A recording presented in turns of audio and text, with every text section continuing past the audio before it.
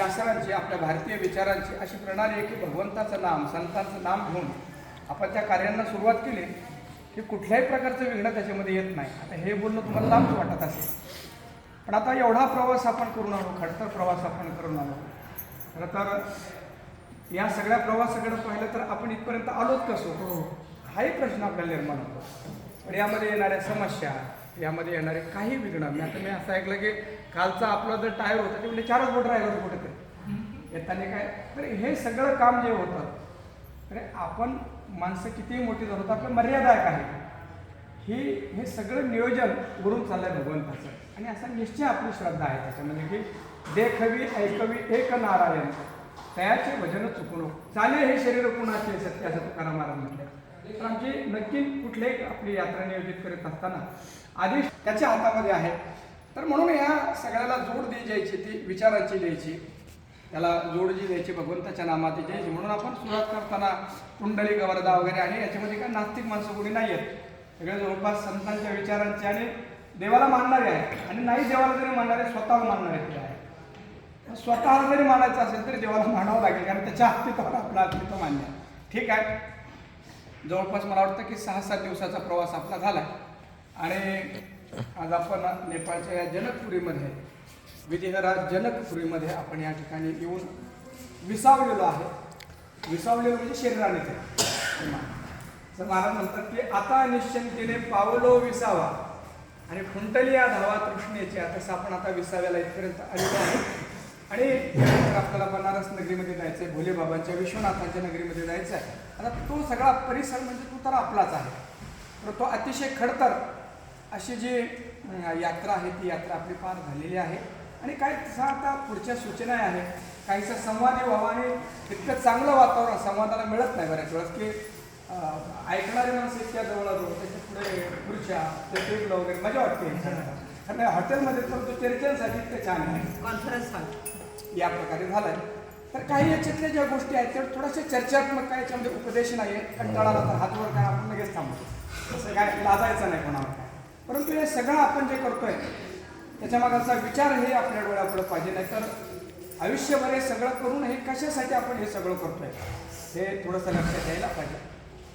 या सगळ्याचा थोडासा शहाणा मनुष्य जो आहे, कुठल्याही काम जर केलं तर त्याचं थोडंसं सिंहावलोकन करतो की आपण जे केलोय तर त्याच्यातून मिळालं काय आपल्याला आणि गमावलं काय, असा हिशोब ठेवायला पाहिजे ना. तसं तुकाराम महाराज म्हणाले, आमच्या डोळ्यापुढे तर तुकाराम महाराज आहे जे काय जे असेल ते म्हणतात की कौतुक वाटे झाले या वेचाचे नाम मंगळाचे ते गुण ते निगुणे मी असं जगलो. आणि आता मी माझ्या जीवनाच्या एका टप्प्यावरून मागवून पाहतो तर मला माझ्या जीवनाचं कौतुक वाटतं. हे सगळं बोलायचं कारण असं आहे की आपण हे जे केलं याच्यामध्ये कौतुक वाटतं की पश्चाताप वाटतो. कारण कुठलंही कार्य ओव्हरऑल बोलतोय सगळं आपण करत जाऊया की आपण हे सगळं जे करतो म्हणजे हेच नाही, तीर्थयात्राच नाही, आपल्या जीवनातल्या कुठल्याही क्रिया ज्या आहेत ते तुम्हाला धरून बोलत नाही मी, असं नाही मी मला धरून बोलतोय, लक्षात ठेवा. कारण हे सगळं जे बोलणं आहे ऐसे जाग बी तो म्हणा सरसे जनासहित आपल्या मनाला सांगायचं असतं. हे तुम्ही थोडंसं मला दिसू द्या पुढे आणा.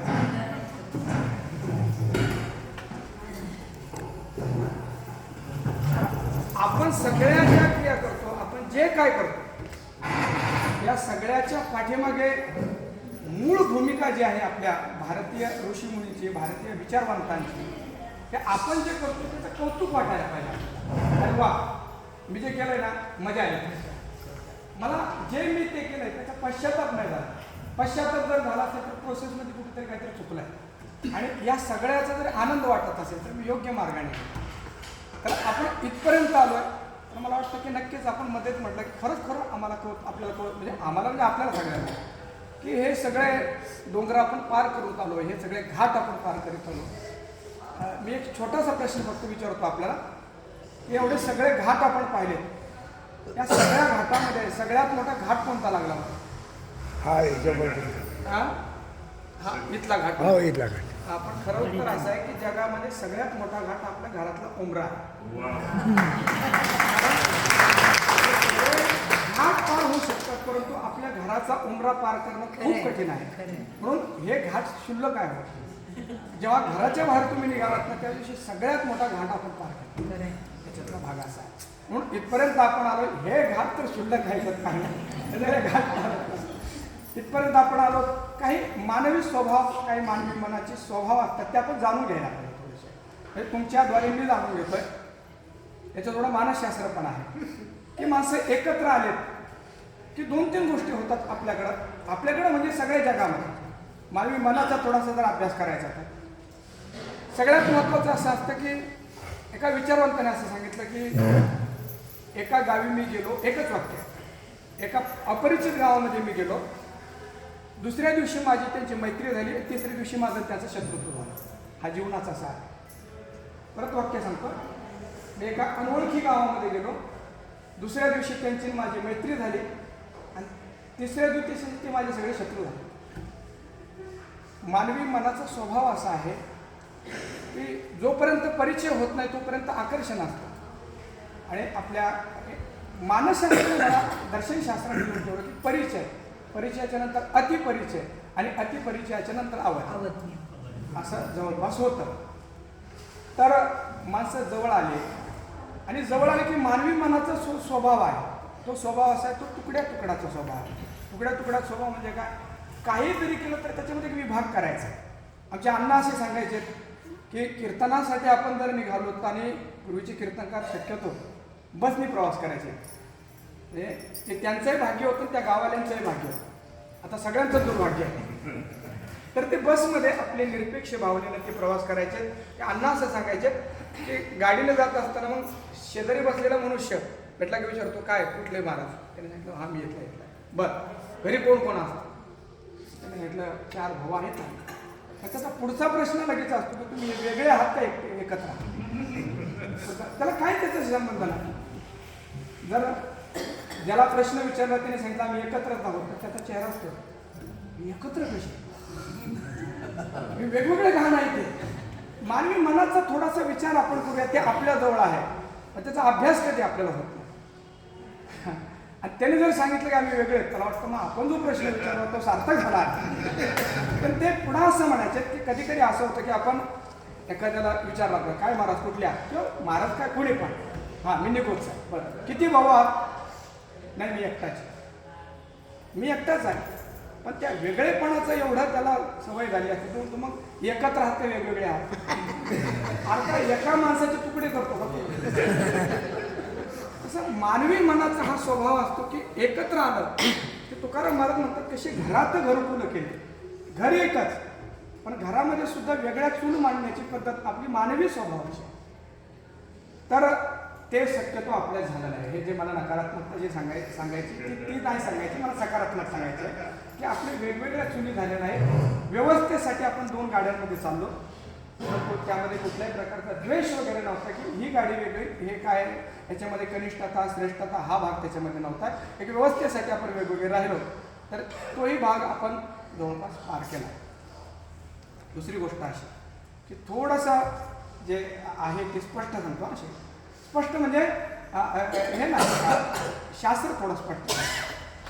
ज्या तीर्थयात्रा आहे ना, त्या तीर्थयात्रेचा अधिकारी नेमका कोणी करा? त्याला तुम्ही पिकनिक म्हणा, त्याला तुम्ही ट्रिप म्हणा. आपल्या ऋषीमुनींनी प्रत्येक माणसाची सायकोलॉजी सांगितली. आता काय मानसशास्त्र असेल ते 5000 वर्षापूर्वी आणि 1000 वर्षापूर्वी आमच्या ऋषीमुनींनी सांगितलं होतं. आता फक्त ते थोडंसं वेगळ्या पद्धतीने प्रेझेंट केलं फक्त एवढंच की काउन्सिलिंग करत असताना त्याचं फक्त ऐकून घ्यायचे 10,000 रुपये द्यायचे असतात. फक्त ऐकून घ्यायचे, कारण तो बावळटसारखा 5 मिनिटांनी तेच बोलत असतो 5 मिनिटापूर्वी जे बोलतो. परंतु हा मानसशास्त्र हे सगळं आमच्या ऋषीमुनींनी सांगितलं. तीर्थयात्रा नेमकी कोणी करायची? तर एक श्लोक आहे आपल्याकडे खूप गोड. उत्तमा सहजा अवस्था, मध्यमा ध्यान धारणा. आता हे जे मी बोलतोय ना, हे काय म्हणतात कथा, कीर्तन, प्रवचन आणि नुसतं काय मला वाटतं की लेक्चर कोणाला तरी द्यायचं, प्रभावित करायचं याच्यासाठी नाही बरं काय.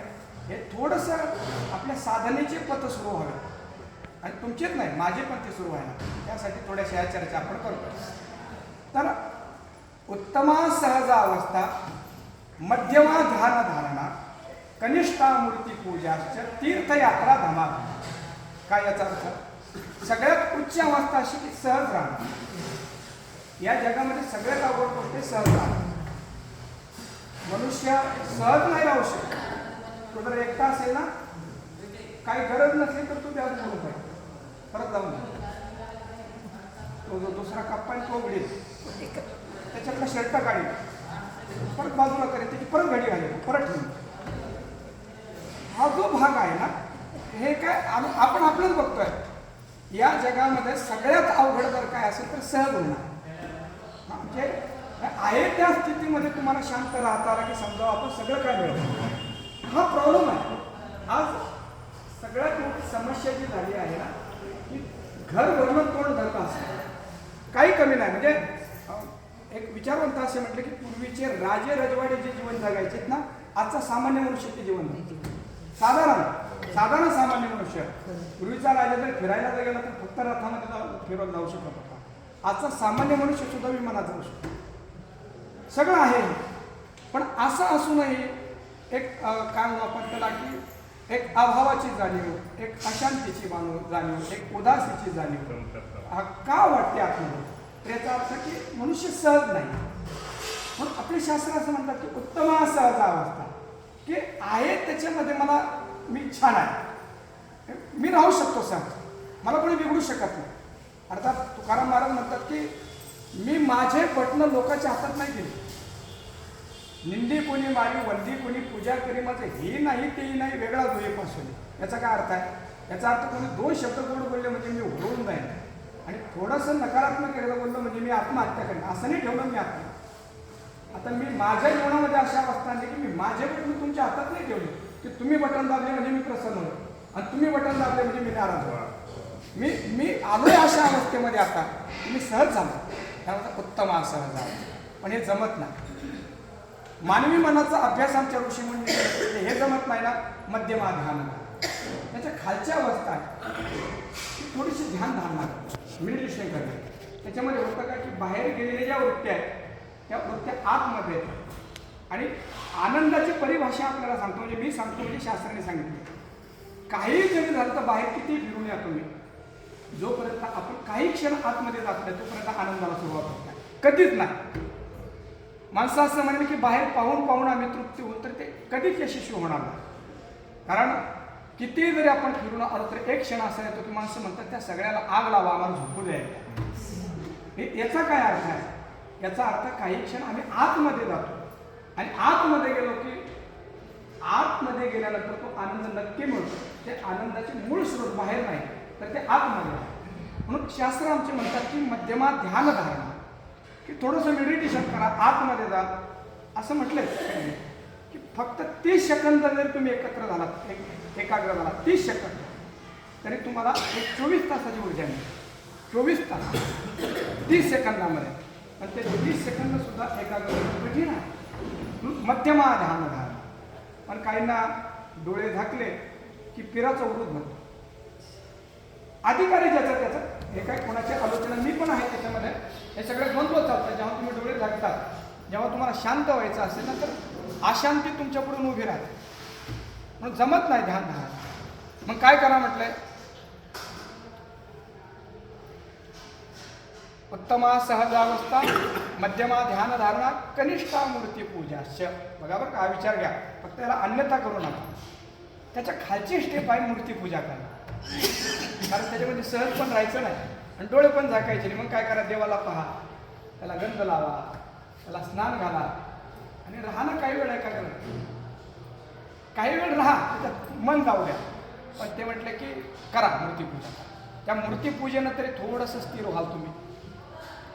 पण म्हटलं तेही जमत नसेल ना तुम्हाला सहज राहणं जमतं ना तुम्हाला ध्यान धारणा करायला जमतं ना मूर्ती पूजा करायला जमतं. काही जमत नाही. मग काय करा तीर्थ आहे. याचं प्रोसेसिंग थोडंसं लक्षात घ्या. तुम्ही म्हणाल की तीर्थयात्रा करतोय आपण त्याचीच आलोचना आपण करतोय का. नेमकं काय याचा आहे. याचा अर्थ असा की तीर्थयात्रा करणारा जो आहे आपल्या शास्त्रीय परिभाषेमध्ये धमाधमा सांगितलं. अर्थात या सगळ्या अवस्थेतून खाली आला की आता त्याला ना मूर्तीपूजा जमते ना त्याला ध्यान धारणा करते आणि ना त्याला सहज होता येतं. म्हणून बघा प्रत्येकाचे जर तुम्ही स्वरूप जर पाहिजे याचे तर ज्ञानी महापुरुषाचे भांडणं जे आहे ना ते तत्वासाठी आहे. ध्यान धारणा करणारा जो आहे ना त्याचं जे भांडण आहे ना ते एकाग्रतेसाठी आहे. उपासकाचं जे भांडण आहे ना ते उपासनेसाठी की कुठली मूर्ती श्रेय, आणि कर्मठ माणसाचं जे भांडण आहे ते वस्तूसाठी. म्हणून जेवढ्या जेवढ्या स्थूल गोष्टींचं आपल्या जीवनामध्ये आकर्षण आहे, कारण जे आपल्या डोळ्यापुढं असेल, जे आपल्याला आवडतं ते सांगत असतं की तुम्ही काय आहात. वस्तूंपासून हळूहळू हळूहळू हळू त्या अदृश्य की वस्तुरहित गोष्टीमध्ये हे आपल्याला स्थिर राहता आलं की मग सहज भावना निर्माण होते. आता मग उलटं जायचं आहे की मग तीर्थयात्रा सुरू केली तर तिथून मग तीर्थयात्रेमध्ये केलेले पाहिलेले देव वगैरे मग घरी जाऊन थोडीशी पूजा करा. तुम्ही करून आला ना तीर्थयात्रा, मग तीर्थयात्रा करून आलात तर आता एक काम करा, किमान पुढं थोडंसं जा काय मूर्तीपूजेपर्यंत. मूर्तीपूजा करता करता एक काम करा की जी मूर्ती बाहेर पाहिली तिला मध्ये पहा, म्हणजे थोडी ध्यान लावा. आणि हे करता करता एक अवस्था अशी यावी की तुम्ही झोपले तरी समाधी व्हावं, आणि तुम्ही चालल्या तर तीर्थयात्रा व्हाव्यात, आणि तुम्ही तुमच्या शेतामध्ये जर निघाले तर ती तीर्थयात्रा व्हावी. ही संकल्पना आहे आमच्या संतांची. त्याला म्हणायचं उत्तमा सहजा अवस्था. तर या सगळ्या प्रोसेससाठी हे सगळं करायचं. आणि हे खरं सांगतो आपलं की हे सगळा विचार आपल्याजवळ जर नसेल ना, आयुष्यभर किती जरी तीर्थयात्रा आपण केल्या, तुम्ही मी काय. कारण आमच्या गुरुजींच्या भाषेमध्ये काय आहे आपलं, जहा जवा पत्थर पाणी, पाणी आणि दगड आहे. मळगंगा देवीचं मंदिर नाही का, आणि इथं काय त्याच्यात फरक आहे, तेच त्याला दगडं लावले, तेच त्याची मूर्ती आहे. पण हे सगळं करत असताना आपली भूमिका अशी थोडीशी उंचावत आहे सगळ्यांची. आणि त्यासाठी या सगळ्या तीर्थयात्रा जर ते होत असेल तर या तीर्थयात्रा करण्यामध्ये काही आनंद आहे आणि त्याची सुफलता आहे की आपण जे केलं ते पहिले वाक्य आपण जे बोलू की कौतुक वाटे झाली या देशाचे नाम मंगळाचे केले. तर सगळ्या तीर्थयात्रा करत असताना मी माझी भूमिका सांगतो की माझी आपली भूमिकाच आहे की त्याच्यामध्ये एक विचार निर्माण होतो. कारण क्रियेमध्ये काय समस्या, हे जे मी बोलतोय ना, हे क्रियेमध्ये दोन समस्या अशा आहेत सगळ्या, म्हणजे आपल्या शास्त्रकारांनी सांगितलं. त्यामध्ये एक समस्या अशी आहे की क्रिया करणाऱ्या मनुष्याला त्याचा अभिमान निर्माण होतो. म्हणजे काय, हे मी केलं, क्रियेमधला दोष. आणि क्रियेतला दुसरा दोष आहे की मी जे केलं त्याचं मला मिळालं का. आणि आनंदामध्ये प्रतिबंध येणारे ह्या दोन्ही गोष्टी आहेत की जोपर्यंत मी आहे तोपर्यंत आनंद नाही, आणि जोपर्यंत काही कारणाने आपण करतो तोपर्यंत आनंद नाही. बऱ्याच गोष्टी विनाकारण कराव्या लागतात तेव्हा आनंद मिळतो, आणि जेव्हा स्वतःला आपण काहीसं विसरतो तेव्हा आनंद मिळतो. मी ही सगळी भूमिका केली ज्या नगरामध्ये आपण आलोय ना, या नगराला म्हणतात विधेयराज जनकाची जनकपुरी. विधेयराज म्हणजे काय, जो देहामध्ये असून सुद्धा देहामध्ये असून देहाच्या पलीकडे आहे, त्याचं नाव विधेयराज. आपण इथं आलो किमान आता हजारो वर्ष त्याच्यामध्ये निघून गेले, तिथं विटा मातीचे घर आहे, गटार आहे, काय काय काय असेल ते. परंतु इथला जो त्याला आध्यात्मिक जो भाग आहे, त्याचा आदिदैविक जो भाग आहे की तो हजारो वर्षापूर्वी तर घडून गेला, आणि त्याचं वलय या ठिकाणी आहे.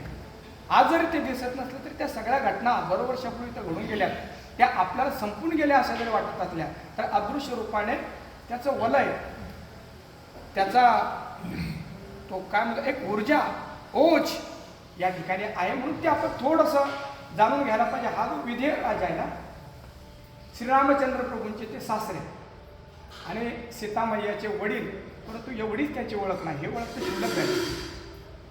जनक हे जे आहे नाव नाही, जनक ही पदवी होती.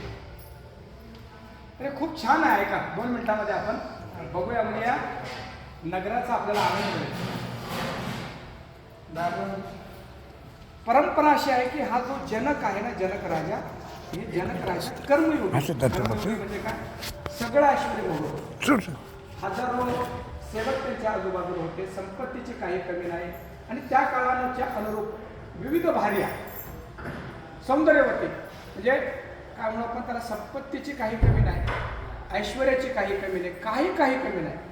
पण या सगळ्या अवस्थेमध्ये राहत असताना सुद्धा मला याच्यामध्ये राहून सुद्धा मला माझ्यात राहता येत का, हा जो प्रयत्न झाला ना तो जनकाचा. म्हणजे काय, मला माझ्यात राहता येईल का, म्हणजे काय, याचा अर्थ माणसं ऐश्वर्यामध्ये राहायला लागले की ते स्वतःमध्ये राहतात. सगळे स्वतःची ओळख सुद्धा माणसं ऐश्वर्याने करून देतात. ती तुमची ओळख नाही, कारण त्या ओळखीतला तुमच्यातलं एक तुमच्यामध्ये एक पण नाही येणार आहे. तुमच्यासोबत जे राहणार आहे ते तुम्ही आहात. विधेयराज जनकांच्या जीवनामध्ये असं आहे की ते कर्मयोगी होते, त्यांच्याकडे ऐश्वर होतं, पण त्यांचा विशेष असा एक होता की ते रोज सत्संग करत होते. ही भारतीय विचार पद्धती आहे की लोकांना असं वाटतं की आपण श्रीमंत झालो, आपल्याकडे पैसा आला म्हणजे धर्मबिर्म आपल्याला काय करायची गरज नाहीये.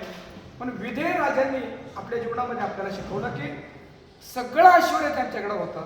आणि असं असून सुद्धा यज्ञवल्क्य नावाचे ऋषी की ज्याचा वेदामध्ये खूप मोठा अधिकार आहे, वेदाचे काही मंत्र आहेत, आता तिकडे मी जात नाही, की ज्यांनी सांगितलं की आत्मनस्तु कामाय सर्व प्रियम भवते. म्हणजे काय, या जगातल्या सगळ्या ज्या वस्तू आहेत ना, त्या वस्तूसाठी प्रिय नाहीत, तर आपल्यासाठी त्या प्रिय आहेत. किती मोठी गोष्ट आहे बघा. आपण म्हणतो की मला मुलगा लय प्रिय आहे, खूप प्रिय आहे, पण मुलगा मुलासाठी प्रिय नाही, मुलगा आपल्यासाठी प्रिय आहे.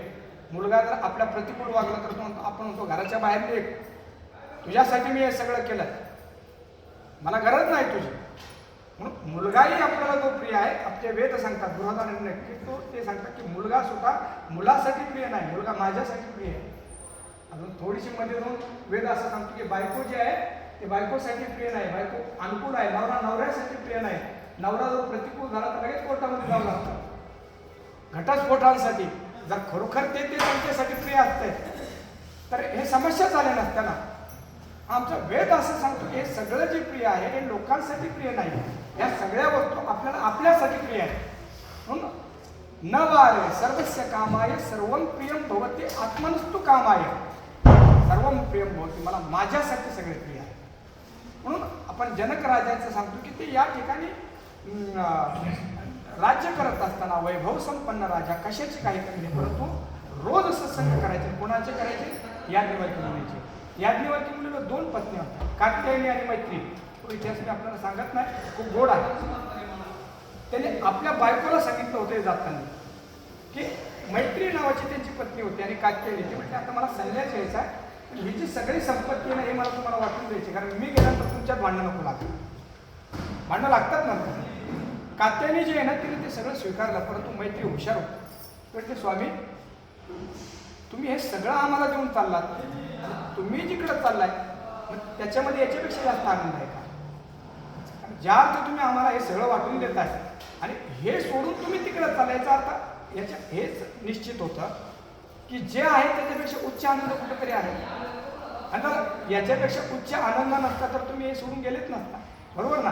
मग तुम्ही जर हे सगळं सोडून जाताय मग असं काही आहे का की याच्यापेक्षा ते श्रेष्ठ आहे?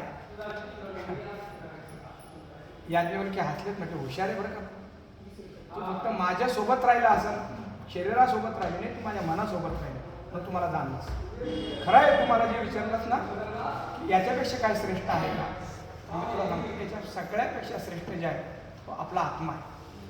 आणि जे जो आनंदाचा सागर ज्याला सच्चिदानंद रूपता म्हणतात ती तिथं आहे, मी ते प्राप्त करून घ्यायला निघालो.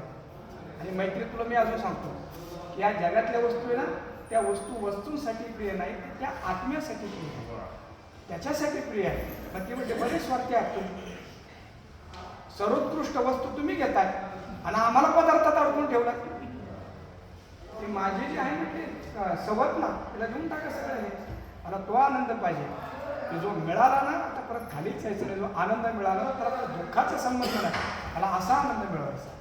आणि ती आपली पत्नी सुद्धा तत्वज्ञानी करून टाकली, ब्रह्मज्ञानी करून टाकली. अशी याज्ञवल्क्य मुनी जनकाच्या नगरीमध्ये येऊन त्यांना शिकवायचे. एकच घटना फक्त तेवढी सांगायची ना आपल्याला निघायचं, म्हणजे हा भाव आपल्या हृदयामध्ये राहिला आणि या भूमीकडे पाहत असताना हृदयाची विशालता. जनक राजा रोज श्रवण करत असताना याज्ञवल्क्य मुनी त्यांना उपनिषद, तत्वज्ञान आणि ज्याला ब्रह्मविद्या म्हणतात त्या ब्रह्मविद्येचा उपदेश ते करायचे. विशेष असं होतं की हे सगळं ऐकण्यासाठी फक्त राजेबरोबर नाही तर अनेक संन्यासी सुद्धा या सभेमध्ये येऊन बसायचे, कारण त्यांना माहिती होतं की जनकांना जे सांगितलं जातं ते संन्याशांना सुद्धा सांगितलं जातं. जनक ज्या तत्वज्ञानाचा अधिकारी आहे ते तत्वज्ञान लंगोटी लावलेल्या संन्याशांना सुद्धा सांगितलं जात नाही. म्हणून अनेक संन्यासी आपल्याला ते गुह्य तत्वज्ञान ऐकायला भेटेल म्हणून या विधेय राजनगरामध्ये जनकाच्या नगरामध्ये लालायत होऊन तत्वज्ञानाच्यासाठी लालायत होऊन बसायचे. जसे तुम्ही बसलात ना असे योगाचे चांगल्या तेवढ्या मोठ्याने सिंहासन असायचे आणि चालायचं ते सगळं थोडक्यात पाठ होतो. पाठ होता. तर ते येऊन बसायचे संन्यासी आणि पाठ सुरू झाला, तत्वज्ञान सुरू झालं की जनक इतक्या एकाग्रतेनं ऐकायचे की याज्ञवल्क्य मुनी सगळा पाठ सगळं तत्वज्ञान त्यांच्याकडे पण सांगायचं. कारण एक वक्ता काय आपल्याला समजून घेणारा श्रोता शोधित असतो. एक वाक्य आहे का, आपण जे पुढच्याला सांगतो ते जर त्याला कळत नसेल तर तो जगण्यातनं नरक आहे. वक्ता तो वक्ता श्रोते नाही. समस्या काय होत आहे, आपल्याला सांगायचं वेगळं आपल्या घरामध्ये आपल्या आजूबाजूला सुद्धा, आणि आपल्याला जे सांगायचं ऐकून घेणाऱ्याला ते कळतच नाही, किंबहुना त्या भावनाच कळत नाही. आणि मग तेव्हा जी कुचंबना होती ना ती भयंकर असते, भयंकर. किंबहुना आपला सदहेतू असतो पण त्या सदहेतूविषयी सुद्धा व्यवहारामध्ये ओव्हरऑल एकदम तुम्ही कुठं लावू नका त्याला. आपण ज्यांची संवाद करतो त्या सदहेतूविषयी सुद्धा संशय जेव्हा निर्माण होतात तेव्हा सदहेतू असणाऱ्या माणसांना सुद्धा वेदना होतात. काय कारण त्याचं की आपल्याला जे सांगायचे ते पुढच्याच्या हृदयापर्यंत जात नाही. आणि ही समस्या फक्त आपलीच नाही. अर्जुनाला पूर्ण गीता सांगितल्यानंतर भगवंताच्या लक्षात आलं की अर्जुनाला ज्या मानाने कळायला पाहिजे ते कळालं नाही. पण काय केलं भगवंताने, एका नुसत्या गोष्टी आणि अध्यात्मच नाही, भगवंताने त्याला अशी कडकडून मिठी मारली. कडकडून शेवटचा प्रसंग गीतेचा, भगवंताने त्याला कडकडून मिठी मारली. काय केलं, हे हृदयाचे ते हृदय घातले. म्हणजे बाबा काय नुसतं सांगूनही तुला कळत नाही काय जे. आता एकच पर्याय झाला की या हृदयातलं त्या हृदयामध्ये जायला पाहिजे. आणि म्हणून त्याला कडकडून मिठी देऊन हे भगवंत अयशस्वी ठरलं त्याच्यामध्ये, तर आपण तर काय आहोत होत नाही. त्या म्हणजे आपल्या व्यवहाराच्या बाजूमध्ये सुद्धा आपल्याला जे सांगायचं आहे, ज्या तीव्रतेनं आपल्याला सांगायचं ते पुढच्याला कळेलच असं होत नाही. पण कुणीतरी एखादा की शब्द आवाज निकळले सारे शब्दांच्या पलीकडचे हे व्यवहारात जरी झालं तर तसं व्यवहारामध्ये तरी असा कोणीतरी असतो की जसा भगवंत म्हणतात की अर्जुना आम्हाही वाडे कोडे अखंड बोलो आवडे तरी काय तुझे न जोडे फुसवायचं. आम्हाला खूप बोलायला आवडतं रे, पण विचारणार कोणी बोलत. आमच्याही समस्या अशी की आम्हाला बरंच सांगायचं पण आमचं कोणी ऐकून घेत. तुमचं आमचं सगळ्यांच. आम्हाला असं वाटतं की ज्यांच्यासाठी आम्ही करून घेतले त्यांनी दोन शब्द तरी आमचे ऐकावे, तर नाही ना तुमचं जुनं झालं आम्हाला होतं असं आपलं सगळ्यांचंच होतं. याचा अर्थ या जगामध्ये सगळ्यात अवघड गोष्ट आहे ऐकून घेणं कोणाचं. भयानक गोष्ट आहे, भयानक कठीण आहे. तर याज्ञवल्क्य विचार करायचे की हा इतका ऐकतो. जसं अर्जुनाच्या बाबतीमध्ये सांगितलं की श्रीकृष्ण उक्ती सागरा हा अगस्त्यची दुसरा घोट भरो पाय एक सरा अवघेयाचा. अर्जुन असा आहे की त्याला एका घोटामध्ये सगळं करून टाकावं एवढी जिज्ञासा आहे. तसं विधेयराज जनक जे आहे त्या जनकाचं एवढं ते तत्वज्ञानाविषयी प्रेम होतं की एक शब्द तो इकडं तिकडं लावून देत होता. आणि त्याच्यामुळं याज्ञवल्क्यामुळे त्या जनकाकडे बघून सगळं सांगायचं. परंतु संन्याशांना द्वेष निर्माण झाला, सगळीकडे होत आहे. एकत्र आले आणि म्हटले अरे हा सांसारिक मनुष्य बायका मुळामुळे राहणारा. आणि गुरुजी थोडेसे झुकलेच त्यांच्याकडे. गुरुजींनी झोपले बघते अरे संन्यासी आपल्या जातीतले माणसं आहे आणि संसारी माणसाकडे झुकले तेवढे. संसारी माणसाला एवढं प्राधान्य देतात. लक्षात आले यांच्या मनामध्ये कुठेतरी भेद निर्माण झाला. आणि उपनिषदामध्ये आलेली गोष्ट आहे. एक दिवस कथा चालू होती, ब्रह्मज्ञानाचा विचार चालू होता. सगळे संन्यासी बाजूला आपल्या आसनावर बसले, जनकराज खाली बसले थोडासे. याज्ञवल्क्य तत्वज्ञानाचे एक एक एक एक एक एक पापुद्रे बाजूला करताय. आणि अगदी अंतरंगामध्ये ते तत्वज्ञानाचे गेले. सगळी समाज इतकी स्तब्ध झाली, ब्रह्मज्ञानाने ते भारावून गेले. सगळ्यांना विसर पडला स्वतः. आणि एकाएकी पाहिलं तर जनकपुरीला अशी आग लागली. धग धग धग असे आवाज यायला लागले, कडकड कडकड लाकडांचे आवाज यायला लागले. अग्नीच्या ज्वाळा सुद्धा आता थोड्याशा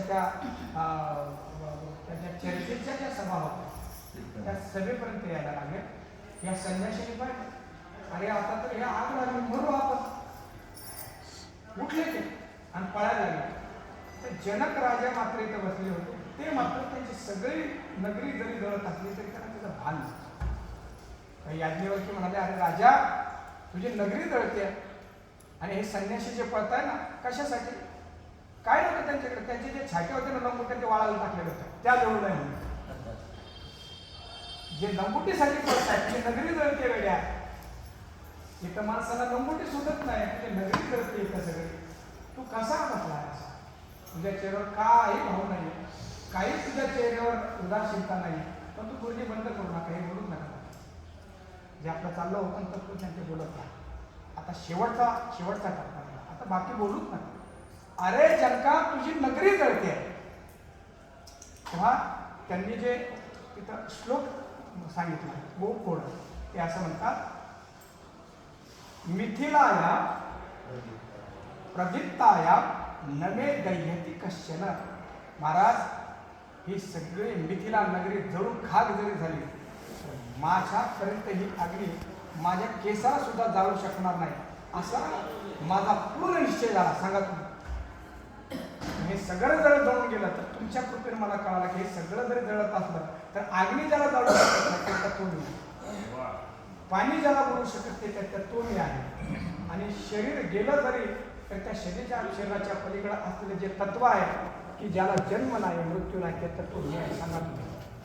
अग्नी विजली आणि हे सगळे संन्यासी परत आले.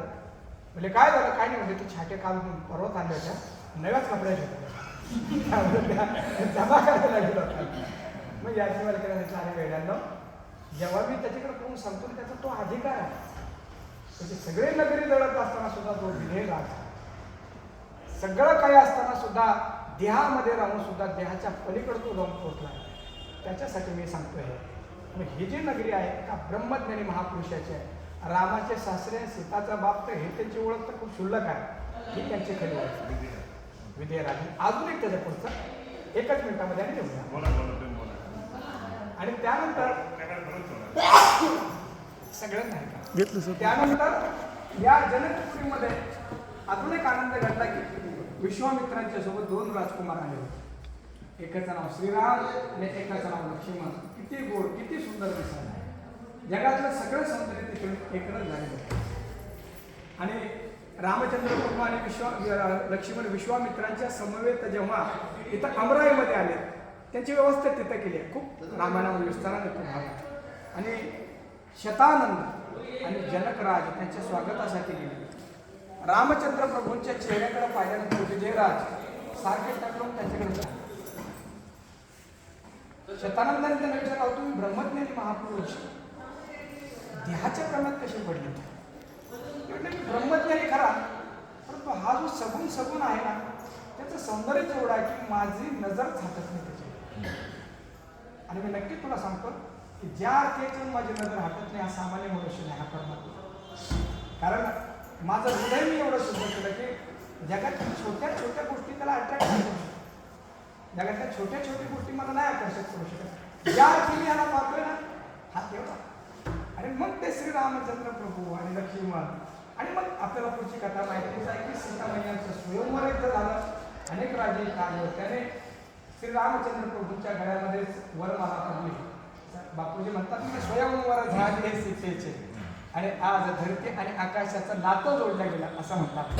तर या सगळ्या घटनेचे साक्षीदार हा इथला कण आहे. हे सगळं यासाठी की ही हृदयाची विशालता आणि त्याच्या मनाचा विचार आपल्या पुढं असेल तर हे सगळं पाहताना सुद्धा आपल्याला आनंद मिळेल. पुन्हा हे सगळं थोडंसं प्रपंच मी केला आहे तर पुढे बोललो. खरं तर ज्याचा जो स्वभाव असतो तो स्वभाव बाहेर आल्याशिवाय राहतो. आमचा बोलायचा स्वभाव. त्याच्यामुळं तुमची दाढी तरी आम्ही आमची बिडी पेटून घेतली एवढा समजा जी, म्हणून तर ऐकायला निघून गेला. तर फक्त एवढंच आहे की आपण थोडीशी चर्चा व्हावी आणि हे सगळं जे आपण करतोय त्याच्यामध्ये भूमिका आपल्या सगळ्यांच्या डोळ्यापुढे असावीच. कारण विचारा वाचून न पविजे समाधान हे नक्की आहे की नुसत्या क्रियेमध्ये आपण कधीच आनंदी होऊ शकत नाही. त्या क्रियेला विचारांची जोड जेव्हा येईल जीवनामध्ये नक्कीच आनंद मिळाला आपण त्या दिशेने जाऊ शकतो. त्यासाठी हे सगळं करायचं आहे. खरं तर त्या आनंदाचे आपण वारंवार दुसरं नाही, आपलाच तो आनंद आहे. त्या आनंदाच्या दिशेने निघण्यासाठी ह्या काही त्याच्या टिप्स आहेत, ह्या काही त्याच्या पायऱ्या आहेत. त्या सगळ्याच आपण आपल्या जीवनामध्ये आणून खऱ्या अर्थाने उत्तम सहज अवस्था या सहज अवस्थेपर्यंत जाण्याचा प्रयत्न आपण करूया. आणि त्यासाठीच या सगळ्या केल्या आपण मला सहन केलं, ऐकून घेतलं त्याबद्दल धन्यवाद.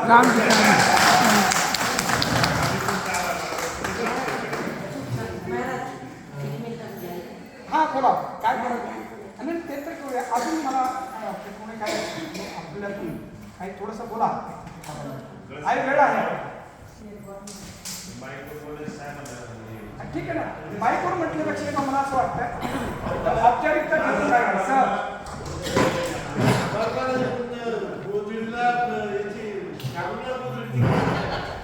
आणि एक दिवस माझं अशी पण इच्छा आहे आपले कवात साहेब आहेत मला ते पण मला माहिती आहे. तर माझी अशी इच्छा आहे की आपण इतके दिवसाचे आहोत आपल्या एकमेकांचा किंवा परिचय करूया. जर आपण इतके 10 दिवस काढून सुद्धा आपल्याला कोणाचे नाव कळालं नाही आपण कोण आहोत हे कळालं नाही तर एक अपूर्ण तर एक प्रोग्राम हां आणि एक व्यक्ती नाही मला असं वाटतं प्रत्येकाला काय आहे त्याचा परिचय आणि काय आहे